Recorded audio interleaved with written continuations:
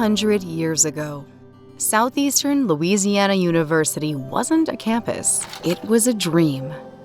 A vision rooted in determination where education would meet opportunity and ambition would find a home. This dream was developed and brought to life in 1925, Hammond, Louisiana, a rural town of about 4,000, known for strawberries and a vital railroad link for shipping goods and transporting passengers. From the heart of Hammond, a bold idea took root. Founded by Linus Sims and the determined citizens who called this place home, Southeastern rose not from privilege, but from purpose. Southeastern was built for the everyday dreamer, for the sons and daughters of farmers and shopkeepers, for those whose ambitions reached beyond their means. A bold answer to the dreams of a community that knew its potential lay in education. Southeastern was never just a school. It was a promise, a belief that higher education should not be a distant hope, but a nearby truth. Born of grit, lifted by community, and sustained by a century of perseverance, Southeastern has become a pathway, changing lives, shaping futures, and standing tall for all who dared to believe.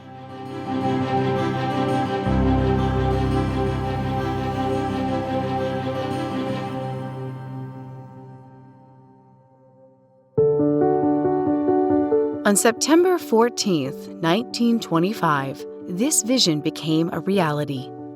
Hammond Junior College welcomed 40 students and 5 dedicated faculty members, the spark that would ignite a century of transformation. Classes were first held in 2 rooms in Hammond High School under the leadership of Sims, whose relentless advocacy transformed a small-town idea into a reality. Among those who set out on this adventure with Sims was Dee Vickers, a powerhouse of early campus life. She taught English, speech, and civics, served as librarian, and jump-started student life, launching the first pep squad, advising the school paper and yearbook, and founding the Honor Society, the 13 Club. She helped define Southeastern's identity, from choosing its colors green and gold, to co-founding the Alumni Association with May Addison. Though she was known for her high standards, Dee Vickers was deeply respected by her students. Miss Vickers was very prim and proper, and she was always pleasant to me if we passed in the hall. In 1927, the college found a new home at the former Hunter Leak Estate, where the main house was converted into the women's dormitory and president's residence, and the servants' quarters became classrooms, labs, and a library. Then came a pivotal change. On July 12, 1928, the state legislature renamed the school Southeastern Louisiana College, placing it under state control and planting the roots of a regional institution with staying power. As the college settled into its new surroundings, student life developed and flourished, and the physical landscape grew to accommodate an increasing student body. In 1930, Southeastern launched its football program, and just 1 year later, the Lions were born. With cheers echoing from the pep squad and the rising rhythms of the newly formed band in 1935, spirit roared to life. It wasn't just about the game, it was about pride, unity, and the thrill of something greater. Lion spirit grew stronger for every generation, woven into every jersey, every chant, and every shared moment under the lights. I've been a member of the marching band now for 5 years. We have a lot of really dedicated musicians that support the team and have fun making music with their friends, which is what marching band is all about. I'm involved at Southeastern Color Guard. And it's just really fun, and it teaches a lot about teamwork and trust. My definition of spirit would be the heart and the love of the university. We love the football game, and we love to cheer on the sidelines. The students are what make my job very important. They learn hospitality, they learn how to communicate, they learn how to be a part of a team. Those are the important things of teaching these kids to become adults. Go green, go gold, go white. Southeastern's pride expanded beyond the gridiron, giving students the chance to compete in baseball, basketball, cross country, golf, soccer, softball, tennis, track and field, and volleyball. Across the courts, fields, and finish lines, the roar endured, a heartbeat of tradition that still echoes today. Athletics is the driving force of most universities, and athletics reaches people, and because of that, I think it helps us recruit top-notch students. The doors that athletics opens for university is endless. I was given the opportunity to walk onto the golf team at Southeastern back in 1975. We got to play in the NCAA National Championships in 77 and 78. I'll never forget those two tournaments. I was able to finish Southeastern on a golf scholarship, and those are memories I will always have. When I started that journey at Southeastern in 2003, we started kicking butt and we had the best record, and the people started coming out and they loved us. It was cool. I love Southeastern. I appreciate everything that was done for me. Everybody I came in touch with at Southeastern had a hand in who I became after and how I became a man. It changed my life. Ralph Pottle, band supervisor and founder of Southeastern's music program, came to Southeastern in 1934. With baton in hand and vision in heart, he gave shape to sound and soul to tradition. He revived the alma mater, first composed by Ruth Smith. Pottle reimagined the chorus, arranged it for the band, and gave new life to a song that would echo across generations. McGehee Hall, built in 1934, was one of the first major new constructions on the campus, a brick symbol of growth and academic promise. Later added to the National Register of Historic Places in 1985. My mother came to Southeastern right when the first building was built, and she came to Southeastern and graduated. It was a 2-year program then to be a teacher. My mother attended Southeastern as a young girl, and she became an elementary teacher. I'm so proud that she came to Southeastern. Even in the shadow of the Great Depression, Southeastern pressed forward. Yves Leon Fontenot pushed Southeastern toward a bold future, a full 4-year college. By 1937, that vision materialized when Southeastern launched 4-year degrees in liberal arts, teacher training, business administration, social sciences, health and physical education, and music. That same year, Joseph Leon Clark took the reins, declaring in the 1938 yearbook, a college education should train the individual to become a contributing member of an ever more efficient society. His words became Southeastern's mission.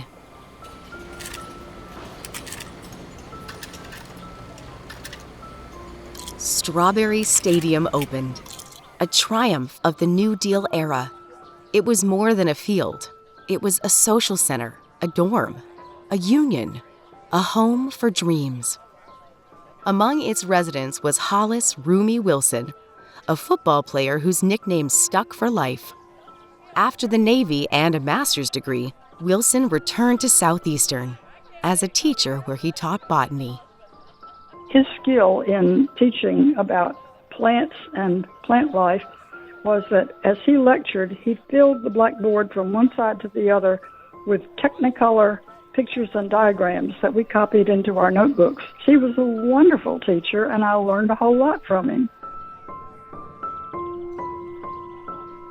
In 1939, the first Miss Southeastern was chosen by the student body to represent the university, Norma Addison. She was a sophomore enrolled in the teacher training program and a member of Kappa Rho and the Newman Club. The Miss Southeastern title is actually one of the longest standing traditions, and tradition's really important to Southeastern. To have them select me to serve and lead, it was definitely an honor. And I think going through my head, I already had a plan for what I wanted to accomplish because it is a year of service.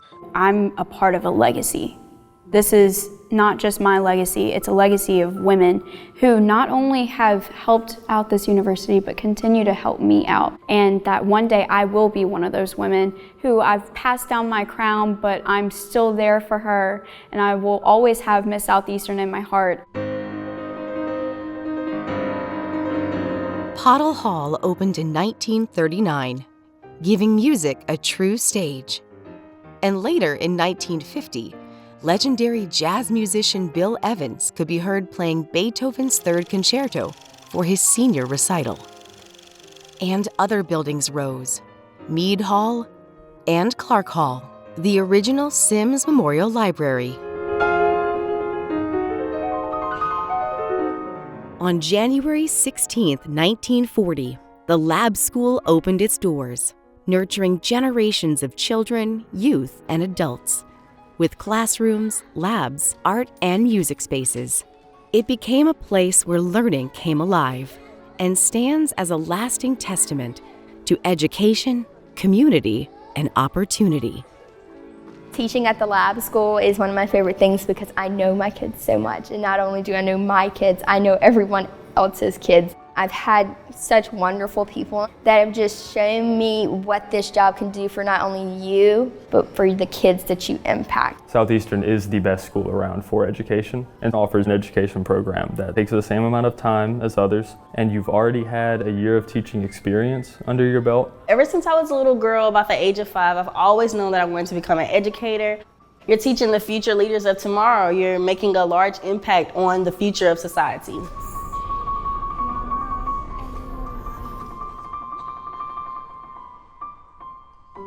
The college was no longer an idea. It was a living, growing campus. Southeastern gave hope, jobs, and purpose. But just as it found its stride, a new test approached. A state of war has existed between the United States and the Japanese Empire. As World War II raged, enrollment dropped sharply. Classrooms grew quieter as young men and women left to serve their country on battlefields abroad or in war factories at home. 29 brave students never came back. Their sacrifice is forever woven into Southeastern's legacy.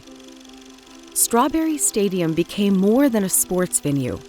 Its press box transformed into a lookout post where students and staff scanned the skies for enemy bombers. Others rose before dawn to labor in the strawberry fields, keeping the region's lifeblood flowing during a time of crisis. In 1944, with leadership in transition, George William Bond stepped in as acting president, guiding the college through wartime uncertainty until a new vision could take hold. That vision arrived on July 1st, 1945, when Gladney Jack Tinsley became Southeastern's president. Tinsley brought fresh energy, optimism, and an unshakable belief in Southeastern's future. The post-war era exploded with possibility. Powered by the GI Bill, returning veterans flooded the campus and enrollment skyrocketed. To meet the moment, a second wave of construction swept across campus. Temporary G buildings, gifts from the federal government, helped handle the surge. I entered Southeastern as a freshman in 1947, and I decided to study music. I wanted to be a high school band director. Most of the males in my class were veterans. I was put in a dormitory that was an Army surplus building designed as a barracks. We had only concrete floors, and our rooms were single sheets of plywood. Southeastern is the most important institutional influence on my life. For many returning veterans, Southeastern wasn't just where they earned a degree. It's where they met the love of their life. In crowded classrooms and campus dances, they built love stories that would last a lifetime. My husband went on the GI Bill. He was a veteran. There was a little social room at Southeastern, and I was playing the piano, and he came up and he told me he was a music major, which he was not a music major. My happiest days were at Southeastern. I really enjoyed it. So I met my husband at Southeastern, and he was coming back from 3 years in the service. I was walking, and I looked across the street, and I said, "She's mine." It lasted 75 years. I'm a lucky girl. Generation after generation, Southeastern had a way of bringing people together. Beneath the branches of Friendship Oak, countless students found each other and found love. First dates, shy conversations, lifelong friendships, all rooted in that quiet corner of campus. I met a wonderful woman. We both went to school in the business college. We have been married for 19 years and have 3 beautiful children. And we kissed under the oak tree and everything. By decade's end, Southeastern had evolved into a thriving, modern institution, a regional force in higher education, and delivering on its promise of opportunity.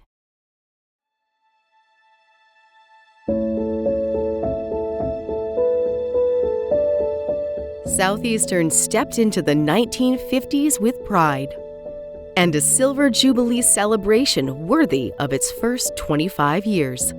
Downtown Hammond was electric as the university marked its quarter-century milestone. For one dazzling week, campus came alive with parades, ceremonies, and honored guests, including Vice President Alban Barclay and Governor Earl K. Long, and a formal dance inside the brand new War Memorial Student Union, christened by none other than the legendary Tommy Dorsey and his orchestra. Big band music filled the air, and memories were made. This first War Memorial Student Union was built in tribute, honoring the 29 Southeastern students who gave their lives in World War II. It quickly became the heart of campus life. When I came to Southeastern, I got very active in campus organizations. I was in student government. I belonged to a fraternity. Southeastern was much smaller then. There were 900 students when I first came. I had a wonderful time. The campus was small. We knew everybody, and everybody knew everybody else, including the professors. Had one professor, Thomas Udi, taught finance, 10 in the class, maybe 15, and it was absolutely great. I decided that I was going to be a teacher.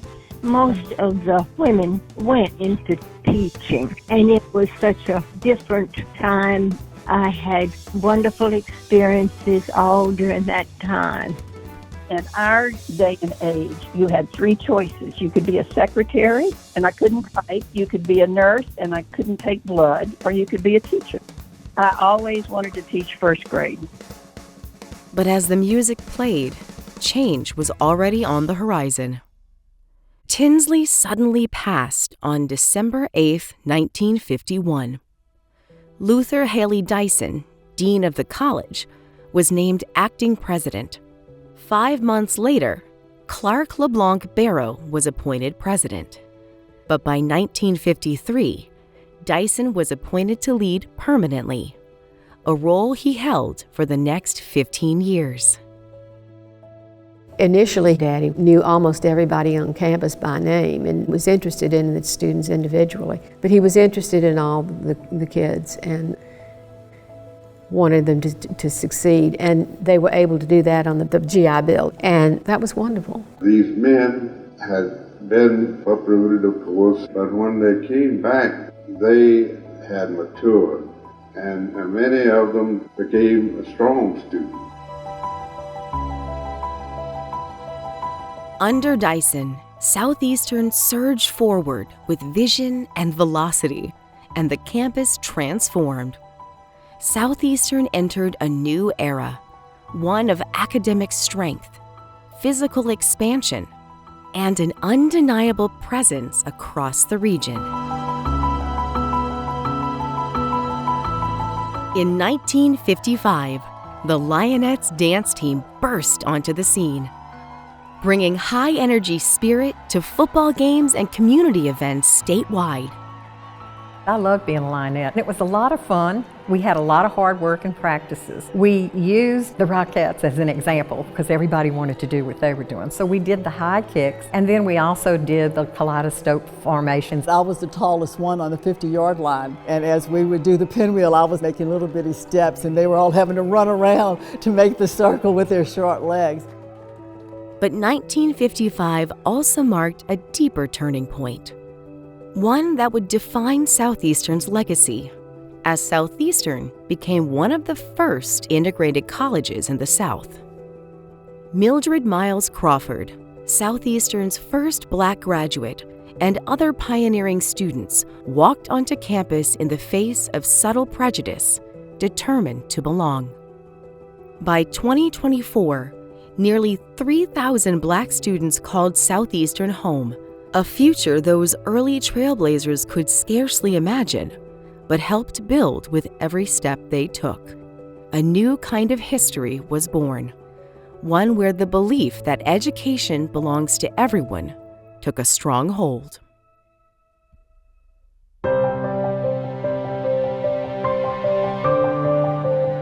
The 1960s was a decade of explosion in students, in spirit, and in Southeastern's identity.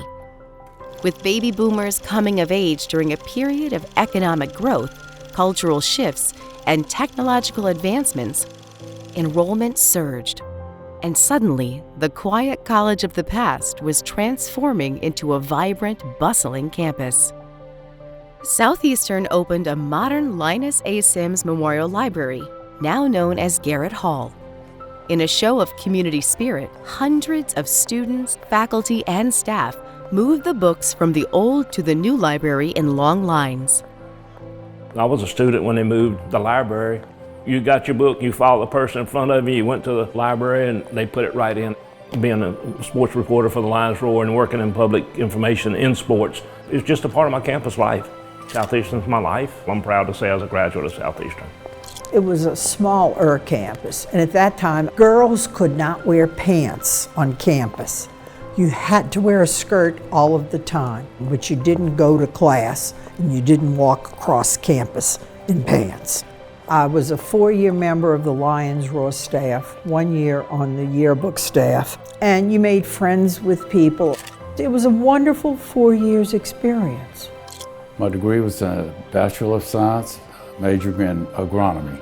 Agronomy is the study of soil. Dr. Elmer Pulse, who was head of the agriculture department, took me under his wing. The organizations I was involved in, the courses that I took, the experience on campus were really outstanding. I'm proud to be a graduate from Southeastern. I don't think I could have gone anywhere better. When we were there, it was small enough to be a community.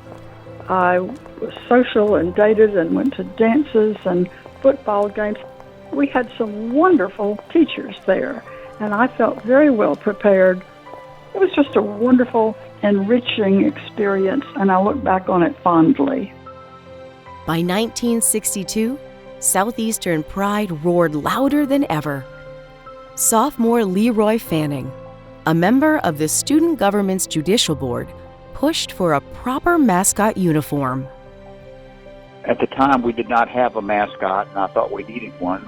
I actually brought a bill before the Student Government Association to buy a mascot uniform, and they approved it, and we bought one, and they said, okay, who's going to wear it? I said, I will.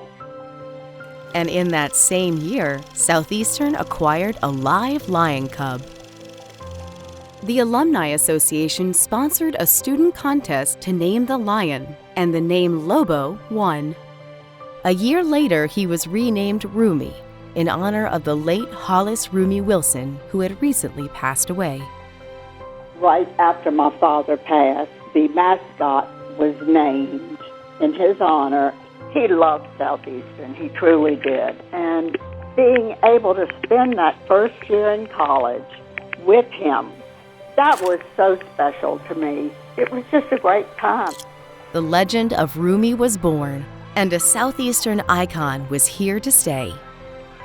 I really enjoyed just getting to run around, and it made people happy. And seeing people smile whenever they came to take a picture. That was always really cool. That's what brought me joy. That's what makes a good mascot, is being animated, being there, and being willing to stay in a little bit longer if it means helping out the people putting on the event to help everyone have a good time. Roomie is huge on this campus as an ambassador for the campus. It's important to get him out there. It's important for him to be around and for these kids to love Roomie. It's just fun watching them get into that costume and become a totally different person. And Roomie has a special part here at Southeastern. But the 1960s weren't just about tradition. They were about transformation. Southeastern launched its first nursing program, responding to a growing need in healthcare across Louisiana. I know that the faculty that we had here at Southeastern were all very caring. They had very high standards. They took their job very seriously, but that helped instill in us not only a caring attitude, but also the pursuit of excellence in everything that we did. And so I could not have asked for a better program to belong to. That same spirit of innovation led to the creation of Southeastern's first graduate degrees, starting with education and soon expanding to English, history, business, music, biology, chemistry, and math. These programs did not only educate, they elevated Southeastern's academic standing and attracted more diverse students and faculty. I finished Southeastern in 1974 with a master's degree in education. The faculty here, they made you feel so comfortable. All of them were just outstanding people. Southeastern gave me the opportunity to grow and made me feel that I could compete. The arts also began to flourish. Creative writing, visual arts, theater, dance. The seeds of Southeastern's cultural legacy were planted. Katie Friedrichs brought modern dance to Southeastern, and she started the Modern Dance Club. I graduated in 1970 from Southeastern in elementary education, but all the time I was dancing. I'm 76 and I continue to use everything that I learned here at Southeastern. To support this rapid evolution, the campus grew in every direction. New buildings rose for biology, chemistry and physics, industrial arts, health services, dining, residence life, and a new War Memorial Student Union. This wasn't just expansion, it was a transformation. In 1967, Dyson stepped away after 15 years of leadership, and J.B. Woolley, Dean of College, became acting president until a new president was appointed. Dyson's successor would be someone who knew Southeastern not just from the president's office, but from the classroom. Clee Edward Parker, a proud Southeastern alumnus who would lead through the end of the decade and well into the next. My dad was very proud of the student involvement that he made possible here. He had an open door policy. He was the first president to have students serve on university-wide committees. He was known to go across campus, sit with them in the dining halls. He absolutely loved Southeastern. By the end of the 1960s, Southeastern had fully emerged from its humble roots. it was no longer a small college tucked away in Hammond. It was becoming a diverse, dynamic university.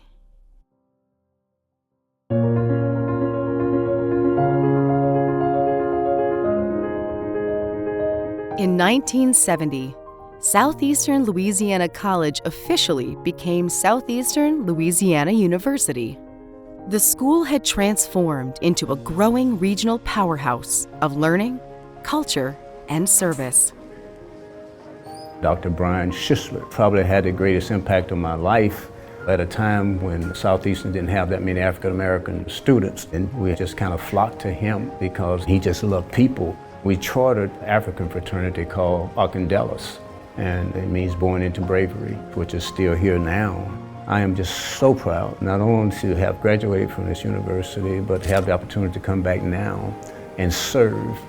On the campus, we had the Wesley Foundation. It was mostly a gathering place for African American students. And one year, they selected me to represent the Wesley Foundation. I got to ride in the homecoming parade, and that was fun. Southeastern did lay the foundation, and I learned a lot. I enjoyed my time.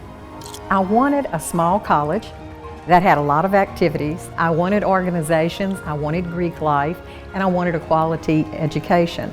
I guess I am who I am today because of Southeastern, and all I can say is thank you. When I was a student here in the late 60s and 70s, graduated in 71, it was a highlight of my day, being a member of Phi Mu, being a small school. We have that family atmosphere, and I just say I'm glad I'm at Southeastern. New buildings rose to meet expanding academic dreams. White Hall, Pursley Hall, the Kinesiology and Health Studies Building. Then, in 1973, the doors of the Charles E. Cate Teacher Education Center opened, ultimately launching thousands of future educators into classrooms across Louisiana and beyond. By the time the university approached its 50th anniversary, it had become a powerful symbol, a beacon of community, perseverance, and purpose. What began as a bold idea among a handful of visionaries had blossomed into one of the largest universities in the South, with nearly 12,000 graduates already changing lives across the region. Southeastern's mission expanded into something broader, deeper, and more vital. A true university ready to lead, serve, and shape the future.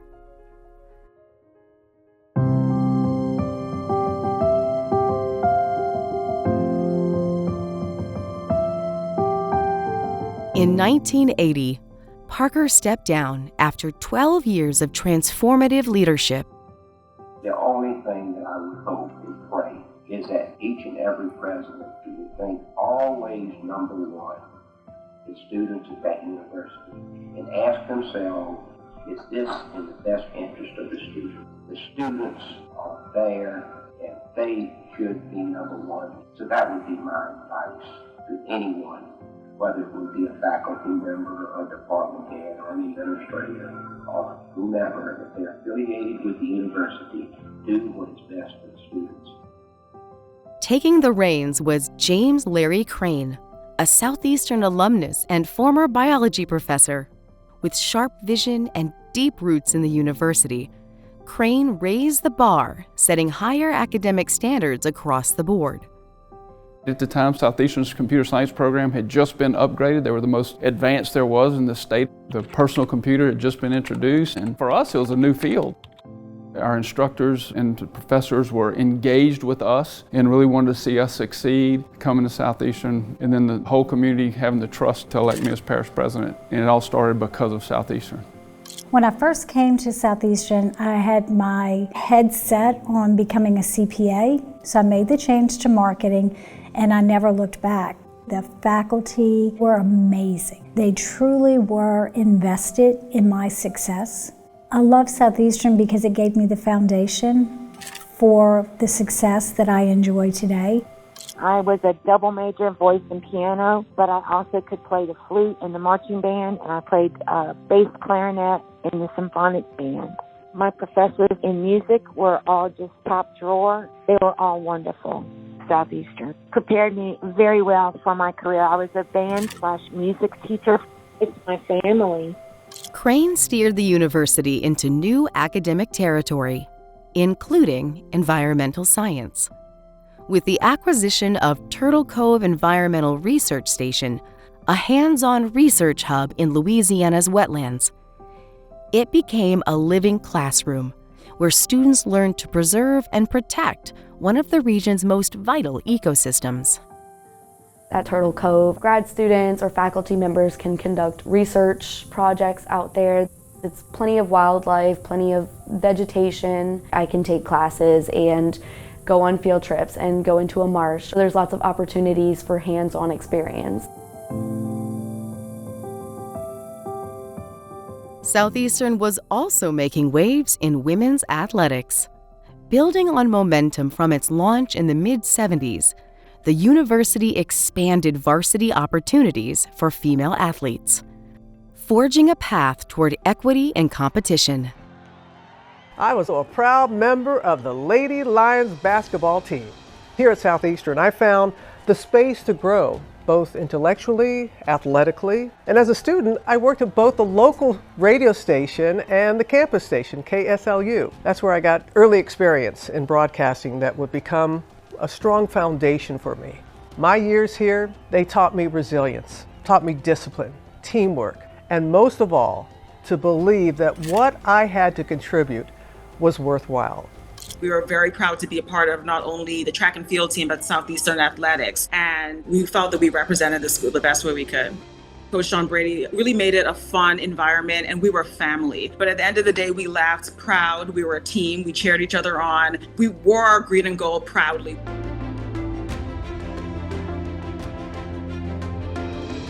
Then came 1982, and with it, a game changer. The opening of the University Center, better known as the UC. The arena became a powerhouse venue for basketball, volleyball, and commencement celebrations. In 1985, the new Linus Sims Memorial Library opened its doors. A sleek, 4-story building housing over 360,000 volumes, nearly doubling the previous collection. It quickly became a hub for academic collaboration and innovation. I was a pretty good student. I spent a good bit of time in the library because ever since I was a kid I've loved research. And I wanted to debate. I hadn't done that in high school. It was something I was interested in, and the debate team here had a good reputation. And I always liked learning. I liked researching things on my own, but the depth of knowledge you start to get into at a university just really appealed to me. But that same year brought hard choices. Facing financial strain caused by state budget cuts, Crane made the difficult decision to suspend the football program, redirecting its budget to core academic needs. Still, Southeastern's spirit never faded. In 1986, the university launched a vibrant new tradition, Fanfare, a fall festival celebrating the arts, humanities, and social sciences. Fanfare transformed Southeastern into a cultural heartbeat of the region, drawing thousands and setting a tone of celebration, creativity, and connection. Later that year, Crane departed to lead the state's higher education system, and Grant Warren Smith stepped in as president and was well prepared to carry the torch. How long can we continue to attract the best students and to retain the best faculty at our universities across Louisiana? A university which loses its top faculty and that loses its best and brightest students to other states and other opportunities may well survive, but you seriously question whether that's the benefit of the state that you really want on a long-term basis. Smith continued many of the academic initiatives begun by Crane, dealt with budgetary constraints, and guided Southeastern through its most explosive growth period ever.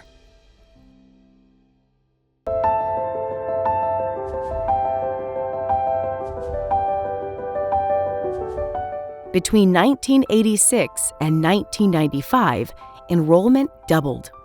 soaring from 7,000 to over 14,000 students, earning Southeastern the title of the fastest-growing university in the nation.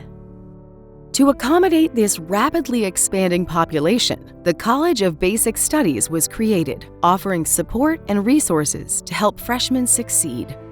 More than 150 new faculty were hired. Research funding climbed. Academic innovation thrived. Students began arriving with laptops, professors integrated digital tools, and the university rapidly expanded computer labs and campus-wide internet access. A tech-savvy future was taking shape, and Southeastern was leading the way. On July 1st, 1995, Sally Eileen Clausen made history as Southeastern's first woman to become president. Clausen brought both experience and vision to the university. It's a new day in higher education. There's a re-emphasis on our ability to be accountable to the public, to the legislature, how we spend our money, how well our students are advancing, how we measure ourselves, to ensure that the data that we're presenting is consistent. Her leadership redefined what it meant to be a modern, globally connected university. By 1997, Southeastern's fall enrollment hit 15,330 students, reflecting an astounding 80% growth over the past decade.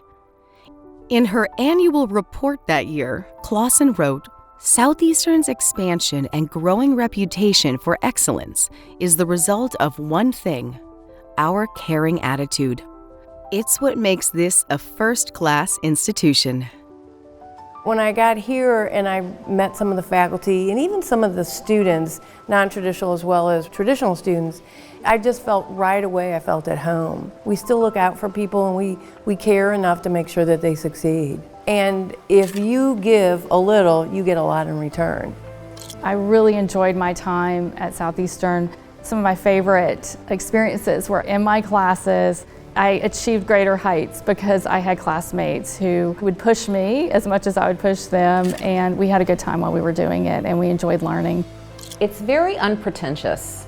It's not intimidating.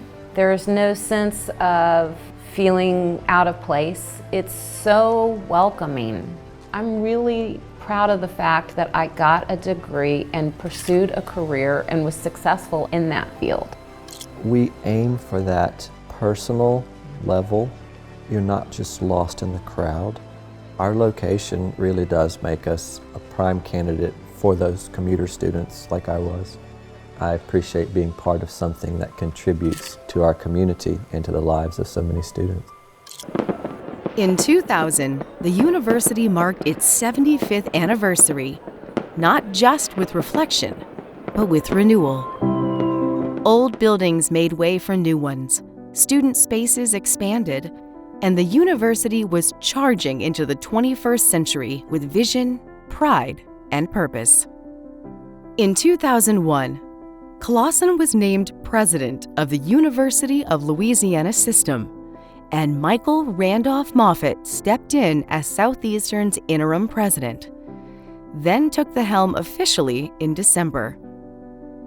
His mission was clear: recruit and retain top students, elevate academics, and raise graduation rates across the board. I had a lot of options on where I wanted to go for grad school, but I chose to stay at Southeastern for numerous reasons. Recently, I was made an offer with a Big Four accounting firm, and I will be starting in September after graduation in May. And I attribute all my success thus far to Southeastern's grad school and the professors there. Southeastern holds a special place in my heart because I came to Southeastern when I was 16 years old. And so all of my positive memories of being a young adult, Southeastern has something to do with it. My entire experience at Southeastern was other donors, other alumni giving back to me. The Robin Roberts Scholarship that I received years and years ago made such an impact in my life. I really enjoyed the faculty when I was here. Good professors are able to be critical in teaching you how to think. They're teaching you how to think critically and creatively. I think being a graduate of Southeastern means being proud of your community. When I initially decided to go to Southeastern, I knew that I would engage in the honors program, and we all went through school together. It was a way to go deeper with a smaller group of students. It was a really lovely experience. I'd spent a lot of time in the independent study rooms up on the 4th floor of the library. I am very proud to be a Southeastern graduate. It's very much a favored institution. It was an environment that was small enough to foster growth while being large enough to encourage creativity. By 2002, Southeastern's footprint extended into the heart of downtown Hammond. The beautifully restored Columbia Theater became part of the university, a cultural jewel connecting campus and community. That same year, the Bill Evans Jazz Festival launched, honoring one of Southeastern's most legendary alumni. The annual festival quickly became a showcase of world-class jazz talent, student performance, and creative collaboration. Then on August 30th, 2003, something extraordinary happened. Football returned to Strawberry Stadium. After an 18-year hiatus, the Lions roared back onto the field, and with them came surging school spirit, alumni pride, and a vibrant sense of unity. Southeastern was once again alive with the pulse of college football. It's a part of the whole university experience. Students want to be able to have choices. There's no more valuable experience than the power of a symphony when students and faculty are performing together, or the band on a Saturday night. All of those are choices for students. Athletics is just one of those. Our first and foremost responsibility is to have students come here, get a top quality education, and graduate. But there is a side of the university outside the classroom. That's student organizations, and that includes our athletic program. I was the mascot for my freshman year. I was Roomie, fall in 2003. It was the first year we had the football team since 1985, the year that I was in. So it was like a big push. I think the end of the day of being a mascot is just keeping people hyped and also to engage with people who are there to see the team and see the cheerleaders and everyone else. And so I think just being positive, having a lot of school spirit, and just having fun with it. There was a lot of change that was happening with Southeastern. There was a lot of growth for students who were attending there, and you felt it. The university as a whole, to me, just offered so much. But 2 years later, everything changed. On August 29, 2005, Hurricane Katrina made landfall, forever altering the landscape of Southeast Louisiana. Southeastern was spared major structural damage, allowing the campus to become a lifeline. Southeastern opened its doors, offering shelter, support, and solidarity. The university's quick response showed the world what it means to be a community anchor, resilient, responsive, and ready. I was actually on the editorial staff for the Lions Roar when Katrina came through the area. And of course, campus life was disrupted for a number of weeks, but we were very proud that we continued to produce content and even published during that time. Southeastern, it's a family. You walk around campus and you see recognizable faces and you stop and you can talk and you know they feel the same way you do about the community and the campus. In 2006, Southeastern reached a major academic milestone, the university's first doctoral program, a doctorate in educational leadership. It was a defining step forward, attracting advanced scholars, expanding faculty research, and solidifying Southeastern's place among top-tier institutions. We have both master's and doctoral programs. We're trying to create new programs, and we're working with providing programs that are really important to the workforce needs of our region. And so we'll continue to grow as well. There's plenty of room for growth, I think. I was getting my master's in industrial organizational psychology. I toured the campus. There was all these azaleas. The campus was gorgeous. And I just thought, this is a better fit for me. And it was. It turned out to be great. And the professors were great, everything about it. Southeastern, they really cater to the student needs. They understand, especially for your master's and your PhD programs, the individuals in those programs do have lives, and they do a great job of working with those individuals to make sure that they stay on track and supporting them. Once you go through those doors and you achieve your goals, you become part of history. Whenever Southeastern shine, I shine, and whenever I shine, Southeastern shines. In 2008, Moffitt was appointed president of the University of Louisiana system. His longtime colleague John Luther Crane stepped in and officially became Southeastern's next president in February 2009. Crane had been a member of the faculty and administration for 22 years and had served 7 years as provost and vice president for academic affairs under Moffitt.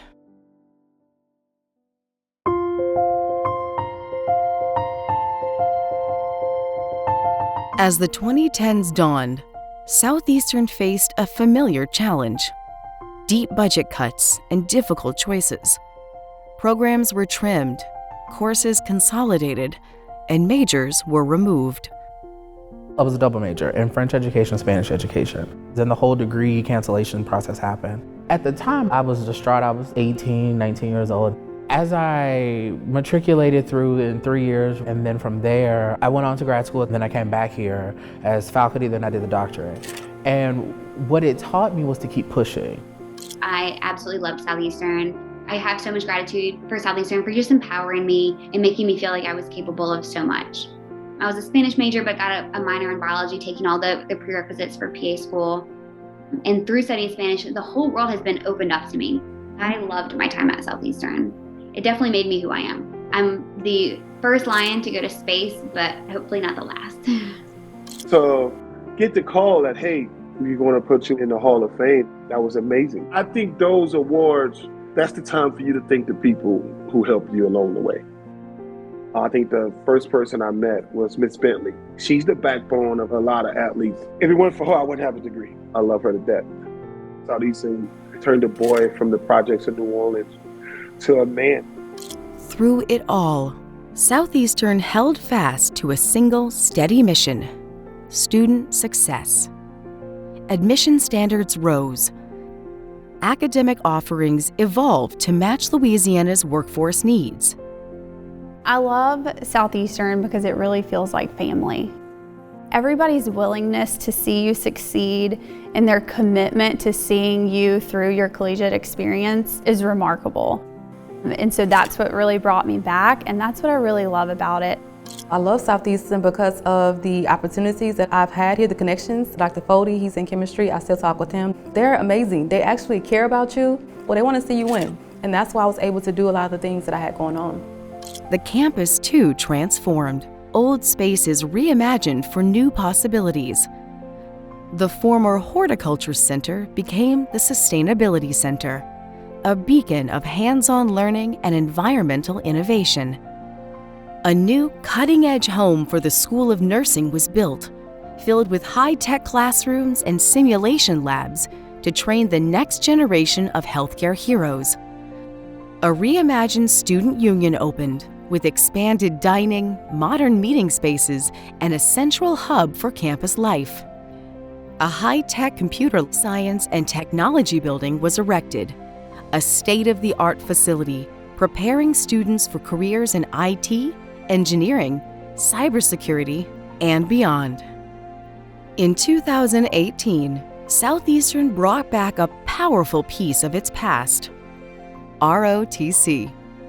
Originally launched during the Vietnam War in 1969 and paused in 1995, the return of the program marked Southeastern's enduring commitment to military service, leadership, and support for veterans.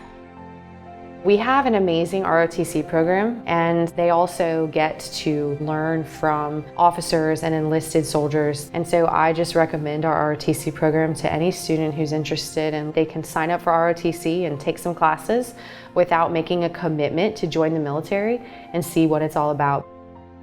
Even amid financial strain, the university pressed forward, building, reimagining, and preparing for what lay ahead.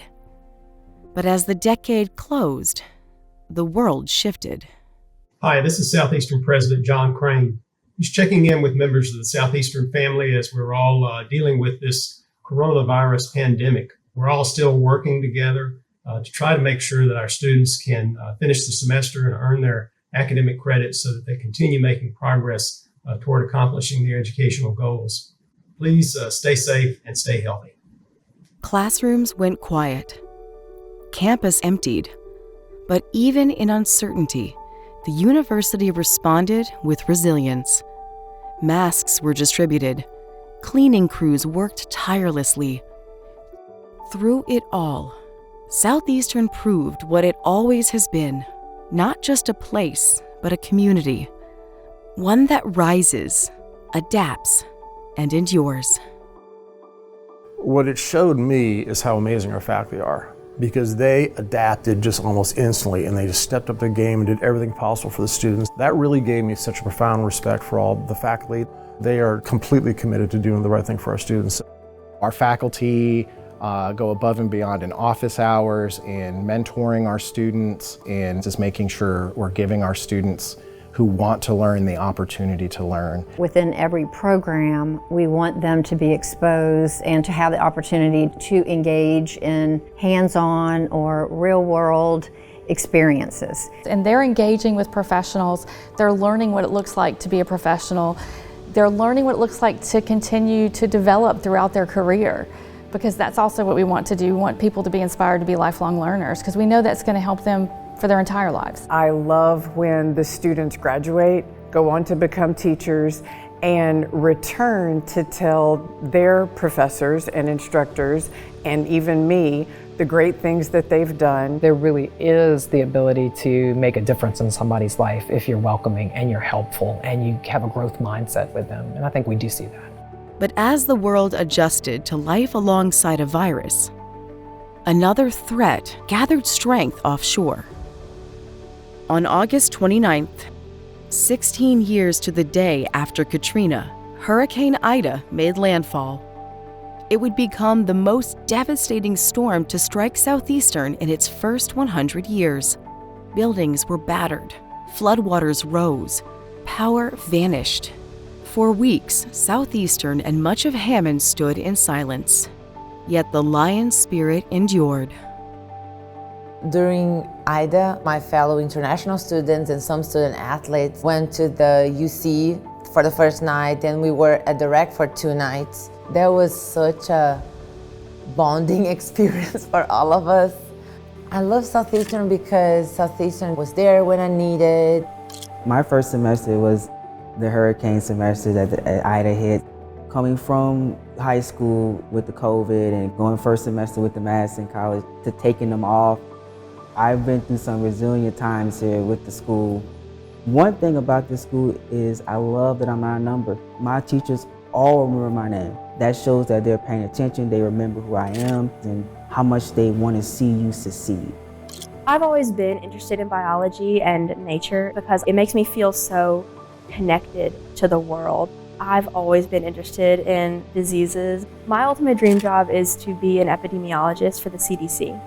I knew exactly where I was going, and Southeastern was able to provide that for me. And then, not just that, not just my academics, but they were also able to give me a once-in-a-lifetime opportunity.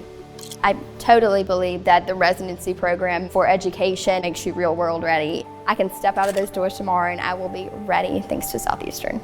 The faculty here really want the students to succeed. They're very open to you coming to their office hours and discussing things with you. Being in biology has helped guide me to go into conservation and restoration of our Louisiana wetlands. By 2023, after 15 years of steady, visionary leadership, Crane retired. Under his guidance, Southeastern had grown in scope and stature, reaching its highest graduation rate ever. On April 23, 2023, the University of Louisiana system appointed William Scott Wainwright as the 15th president, ushering in a new era of growth and continued investments in facilities, programs, and the student experience. Early in his tenure, Wainwright ensured the completion of the Robin Roberts Broadcast Media Center and the D. Vickers renovation, which began under John Crane's tenure, culminating with a ribbon cutting during the centennial homecoming. He also secured state appropriations for enhanced campus security and worked with the legislative delegation to secure funding for the construction of the North Oaks Health System, Academic and Athletic Training Center, and Dugas Hall renovation. Celebrated on the Strawberry Stadium field with a centennial groundbreaking. Throughout the decades, Friendship Oak has stood as a quiet witness to generations, laughter, promises, and beginnings. In 2023, Southeastern began a multi-phase preservation project for this beloved landmark. Building upon this and incorporating the surrounding area, Friendship Grove was born. A living circle of cuttings and seedlings growing side by side around their parent tree. Here, in the heart of campus, new friendships will be formed, love will continue to bloom, and the grove will welcome countless generations yet to come.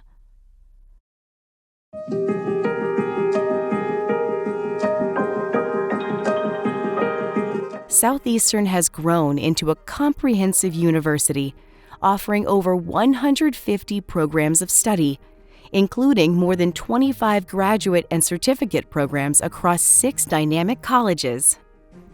Nearly 100,000 alumni have walked across its stage, carrying their talents into careers and communities around the globe. Hundreds of international students and scholars from more than 70 countries call Southeastern home, enriching the campus with perspectives as varied as the world itself. It is important to get involved, but especially internationals, because you're so far away from home. Once an international student who's new, might not know anyone, starts to have friends, they're gonna start to feel their sense of belonging. I just like how forward-thinking the university is, and it is really a beacon of light for Louisiana and its Hammond community. This university is producing the future of Southeastern Louisiana, and that future is going to be the next successful business owner. That future is going to be the next successful entrepreneur. That future is going to be the next successful judge. We are so blessed to have Southeastern Louisiana University here on the North Shore because it's a regional university. As the university grows, so does our economy, so does our parish, and it's a win-win. There's no doubt that Southeastern has been and will continue to be the catalyst for making our North Shore the most important part of Louisiana, so that our region continues to be the leadership of the state. Southeastern educates the next generation of employees for the economic engine that powers our state and, in fact, the Gulf Coast. 100 years of history means a lot, and we certainly stand on the shoulders of those individuals who have created that history for the university. This institution continues to grow and thrive, and to me that's a testament to all the faculty, the students, the staff, the leaders who've come before us, and they have built a very strong foundation for our future. I look forward to leading our university and developing a strategic plan for our future that will carry us to the next 100 years. 100 years ago, Linus Sims believed that education should rise from the heart of the community it serves. That belief took root and became Southeastern. The centennial is more than a marker in time. It's a reflection of how far Southeastern has come and a signal of how far it still intends to go.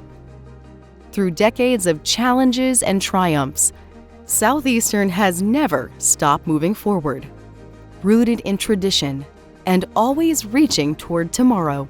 As the second century begins, Southeastern rises once more. The vision lives on. The next chapter of impact is being written, and the story is only just beginning.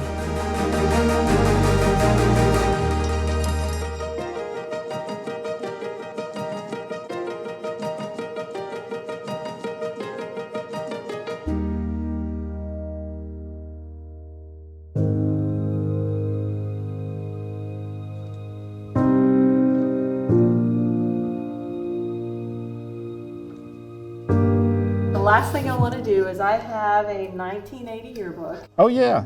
Oh, and my disco shirt. I did spend a few nights at the Satellite Lounge, which was our disco place, and because unfortunately, it was the disco era. So what would you tell the person that you're looking at right there? What would you tell them? I would probably tell them that get a different shirt. You can't see the gold chain in the picture, luckily. I might not have worn it for that photo. Wow. I kind of went full disco there for a year or so. I'd tell him, enjoy the experience, and I think I did. What would you tell him? I would tell that guy, that's an interesting question. What would I tell this guy? I would tell him to cut his hair and shave his goatee. But not yet. I would tell him at some point you got to cut your hair and shave your goatee. But I would definitely tell him, keep pushing, don't give up, keep pushing. It's all worth it. What comes to mind when you see that picture? Every person I see in here are just powerful servants in their communities. Each and every one of them just give. So what would you tell this person staring back at you, your younger self? What would you tell that person? Where did my hair go? Anything that you would like to say to her in that photo? 17 magazine decided they were going to do a campus best dressed co-ed for the whole United States. And so they had contests from school to school to school. And I was fortunate enough to win the one and represent Southeastern. And I would tell her, you had fun, and I'm so glad you did. There you go. That's right. That's awesome. What would you tell him looking at that picture? What would you tell him? Just keep doing what you do. I would tell me keep doing what you're doing. The path will not be clear, the path will not be pretty, but don't give up on yourself. But eventually you're gonna make it. You'll make it. What advice would you give him? Well, I would have to tell him that if you had to do it over again, I don't know what I'd really say to you that you should change. You think he got it right?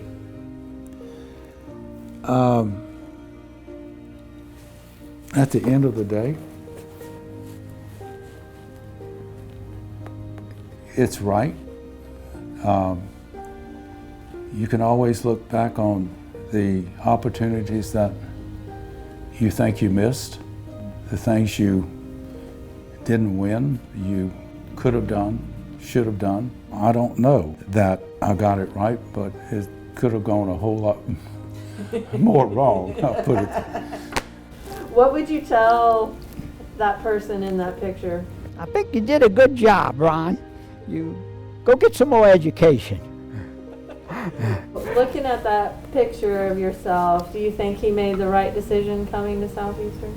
Oh yeah, got everything I wanted. What would you tell her in that picture? Like, is there anything that comes to mind when you see her? When I look at that picture, I just think of be proud of what you've accomplished and, take everything that you've learned as a student at Southeastern and go out into the world and just rock it.